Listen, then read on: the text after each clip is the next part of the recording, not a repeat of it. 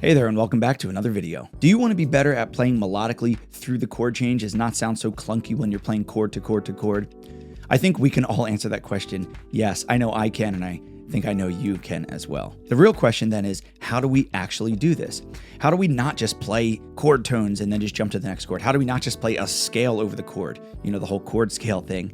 Well, the answer is voice leading. What is voice leading? Well, it's where you're literally leading a line or a voice between chords in a smooth, lyrical, or melodic way. This is basically the opposite of just playing something over a chord vertically, then forgetting about it, playing something over the next chord, then the next. We're trying to connect the chords in a horizontal way. In this video, I'm going to show you what I think is the simplest and easiest way to start voice leading through chord changes, and it's what I call 3-7-3 and 7-3-7. You may know where I'm going with this, but it's talking about the chord tones 3 and 7 in chords and how we can connect them together to create these melodic lines. Before I dive in and show you exactly what it is and how you can implement it into your own playing in a very simple way, I made a PDF worksheet, like always, for you that goes along with this video. I'm going to be going through that worksheet in the video, but I want you to have it for yourself because you can work on it while you're practicing, and I also leave space for you to write out your own stuff on the worksheet, as you'll see. The only thing you need to do to get it completely free is go to davepollack.com/373737. 6 numbers in a row like that. I'll also put that link at the top of the description down below and also in the pinned comment. Without any further ado, I'm going to jump inside that worksheet now and teach you all about this voice leading trick. All right, as you see, we're here inside of the worksheet. It's 3-7-3 and 7-3-7. I wrote 2-5-1 voice leading here because I'm going to be using the chord changes of a 2-5-1. In this case, a major 2-5-1 in concert C major, because it's the most common chord progression or chord phrase in jazz.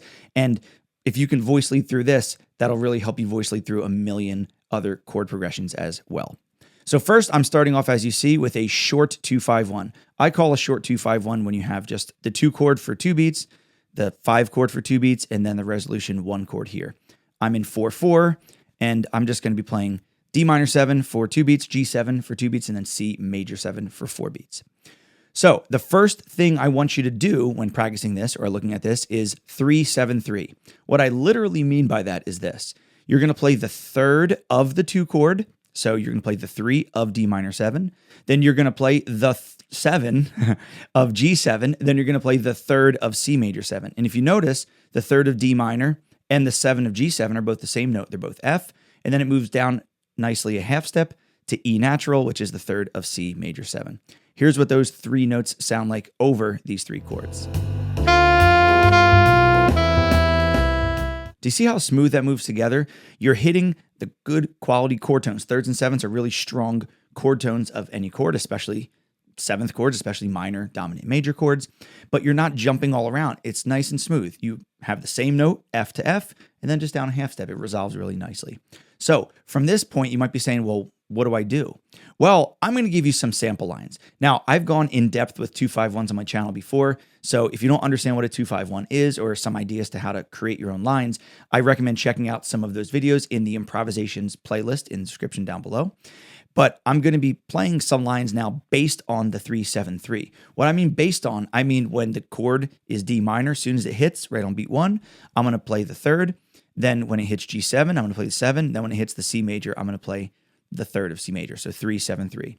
And you notice here in this first sample line, I did anticipate the 1 chord here, the C major, just by half a beat on the end of 4, but I hold it through so you'll be able to hear it.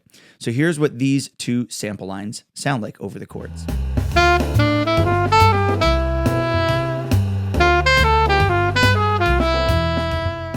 Do you hear how well that works? One of the things that makes it so strong is that within that line is the 3-7-3. That's why I played for you just the half note F, whole note E first, and I recommend you do that as well so you can get that sound of the strong 3-7-3 into your ear. So when you're actually improvising, you can aim for those specific notes. I don't only want you to play the lines that I wrote. I put space here for you to write your own. And I just put 2 lines here because I gave 2 sample lines, but you can absolutely just take some blank staff paper or whatever you want, write out a million lines of your own, but focus on the 3-7-3 voice leading. I think when we put more parameters on ourselves when practicing, it forces us to actually get better at a faster rate because we don't have paralysis by analysis. I didn't just say, write out any 2-5-1 in any key, using any voice leading and any alteration. There's too many things to choose from. So for this, we're focusing on voice leading, 3-7-3, short 2-5-1, C major. Those are the rules for this exercise. But Dave, there's no rules for improvisation. I understand. Remember, learn the rules like a professional so you can break them like an artist. All right, once you get through the 3-7-3, you work on that, you hear that really strongly, you're able to play it, write out some of your own lines. Then let's look at 7-3-7. So it's basically the exact same thing, except for instead of hitting the 3rd of the 2 chord, the 7 of the 5 chord, and the 3 of the 1 chord, we're going to reverse it. So we're going to be playing the 7 of the 2 chord, so that would be C natural over D minor 7. Then we're going to play the 3rd of the 5 chord, so B natural over G7, so this goes down a half step, and then the 7 of C major, which is also B. So instead of staying on the same note first, then going down by half step, now we're going from C down a half step to B, and then stay on that B, and you get a nice 7th over the major 7. Once again, I wrote out some sample lines for you that use the 7-3-7 over the short 2-5-1, and this is what they sound like.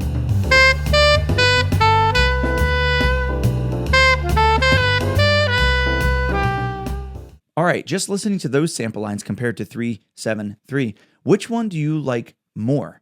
There's no right answer here. This is where it does get subjective, and you get to choose kind of what voice leading you want to work on. If you really love the sound of 3-7-3 and that's really strong to you and that speaks to you, and 7-3-7 not as much, then put your energy more towards 3-7-3 at first. I recommend trying both so you know which one you like better, but it's good to hear both, to work on both, and then you get to decide, because remember, once you're improvising for real, and you're not reading written lines and you're not playing rehearsed licks, you're going to have to go with what you think works best in the moment or what you think sounds best, and that's based on what you've practiced. Once again, here I gave you some space to write out your own lines, and I wrote, 7-3-7 below, but once again, you can take your own blank staff paper if you want, but I just wanted to give it to you here on this worksheet. All right, once you're done with the short 2-5-1s, if you look here on page 3, we're now onto the long 2-5-1. A long 2-5-1 is a full measure of the 2 chord, full measure of the 5 chord, then resolve to the 1 chord. So we're going to start once again with 3-7-3. Now this is longer, it's going to be a little more stretched out, and once we get to the lines, it might be a little more difficult because there is a lot more space. Maybe it's easier for you, but I wanted to start with the short 2-5-1 first. But here we go. Here's what 3-7-3 sounds like as a long 2-5-1. Once again, F, F to E.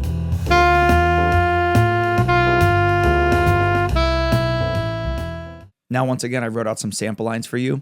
I could have kept these completely diatonic in the key of C major or D Dorian, G Mixolydian, C Ionian, but I wanted to give you some ideas that aren't just in the diatonic kind of sense. Once again, I have a whole bunch of videos. I have an entire series on 2-5-1s, completely free, tons of worksheets on it.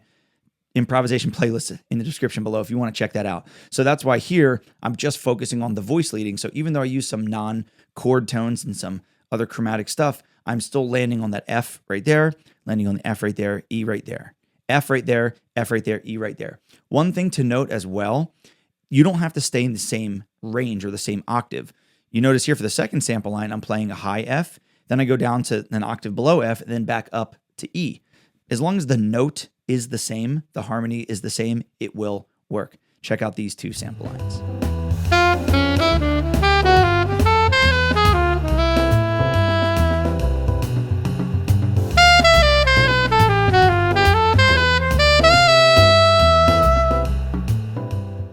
Once again, now you have some space to write out your own. And I gave you that extra measure of rest at the end. You don't have to make it a measure of rest. I just did to make it work with the track and, writing out the line. I didn't really put anything over the 1 chord itself, but you can absolutely write stuff through the 1 chord. Or if you wanted to do this in like 12 keys, you can have a 2-5-1 to C and then maybe go up a fourth, 2-5-1 to F, then B flat, E flat, whatever you want. Now, finally, once you get through the long 251, 373, now we're going to do the long 251, 737. Same thing applies here. So we have the 7 of the 2 chord, then the 3 of the 5 chord, then the 7 of the 1 chord. Here's what these whole notes sound like.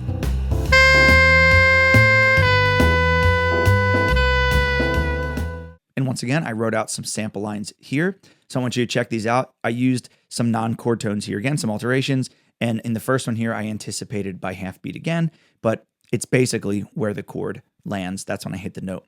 Check out these sample lines.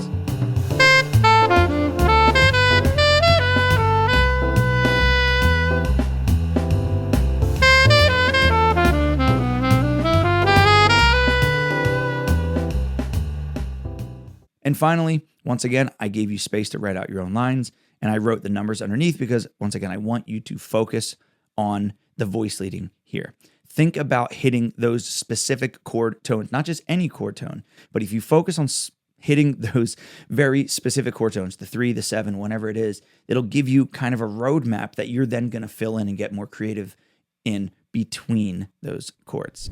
All right, I hope this video helps shine some light on this voice leading tip, and you really use it when you're practicing to give yourself a better sense of voice leading, and you'll start playing more melodic solos right away. I want you to ask yourself this question. Have you ever tried this specifically before? Leading the 3rd into the 7, back into the 3rd, or the 7 to the 3rd to the 7? If you have, did you write out these lines? Did you hear what sample lines there are? Did you create your own ideas using that? Even if you've worked on this before, I still want you to dive in with this, because the idea of practice is that you're putting kind of handcuffs on now, and you're putting parameters on yourself while practicing and saying, I'm going to hit this specific note here, this specific note here, so on and so forth, because then you'll develop a sound in your ear, and then you can get more creative between those chords, like I said. And then when you actually go to improvise, you have more choices now, more tools in your toolbox, so to speak, to choose from when you're actually improvising in real time. Once again, don't forget to pick up this worksheet completely free. All you got to do is go to davepollack.com/373737.